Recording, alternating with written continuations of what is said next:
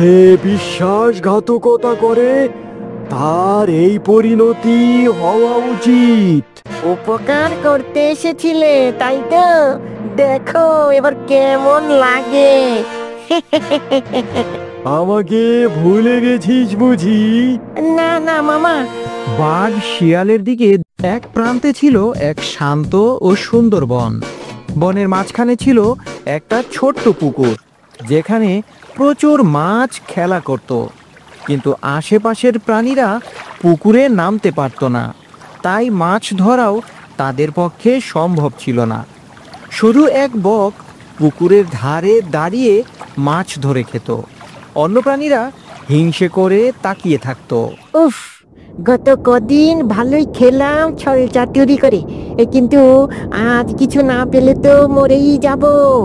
আরে জীবনটাই কষ্টে ভরা। শিয়াল হেঁটে হেঁটে পুকুরের ধারে এসে দাঁড়ায়। মাছ দেখে চোখ চকচক করে ওঠে। ওহো, এ তো মাছ। আজ আর না খেয়ে মরতে হবে না, এবার ধরবো আর খেয়ে ফেলবো। শিয়াল পুকুরে মাছ ধরার চেষ্টা করে, কিন্তু কিছুতেই পেরে ওঠে না। ক্লান্ত হয়ে বসে পড়ে। ও বক ভাই, শুনছেন? একটুখানি আসবেন এখানে। তুমি আবার কে? শিয়াল দেখলেই তো আমি একটু সাবধান হই। ঠিক আছে, বকরাজ বলে ডাকো, বক বলো না। ঠিক আছে বকরাজ, শুনো, ওই 3 দিন ধরে আমি না খেয়ে আছি, একটু দয়া করে মাছ দাও না ভাই। আচ্ছা, এই নাও। বক কয়েকটা মাছ ছুঁড়ে দেয় শিয়ালের দিকে।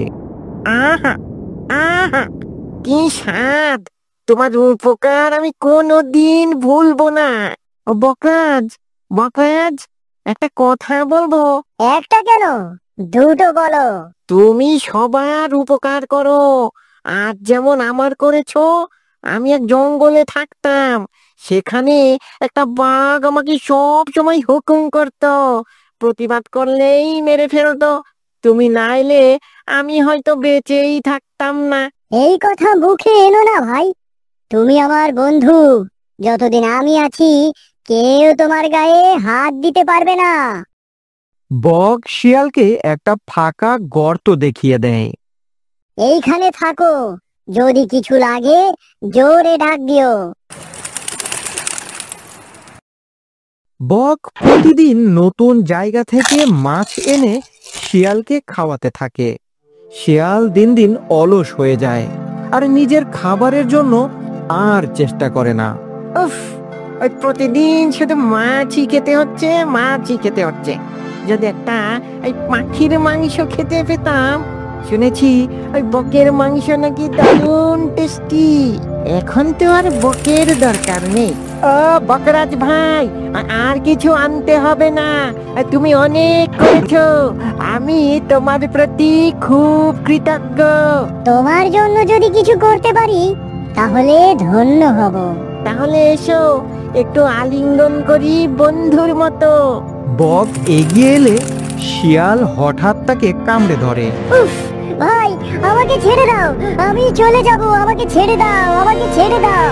উপকার করতে এসেছিলে তাই তো, দেখো এবার কেমন লাগে। আহা, এই বকের মাংস আজকের খাবার সেরা। হঠাৎ বাঘের গর্জন শুনে থমকে যায়। এই শিয়াল, মনে হচ্ছে খুব মজা করছিস। আমাকে ভুলে গেছিস বুঝি? না না মামা, আমার ভুল হয়েছে, আমাকে মাফ করে দাও।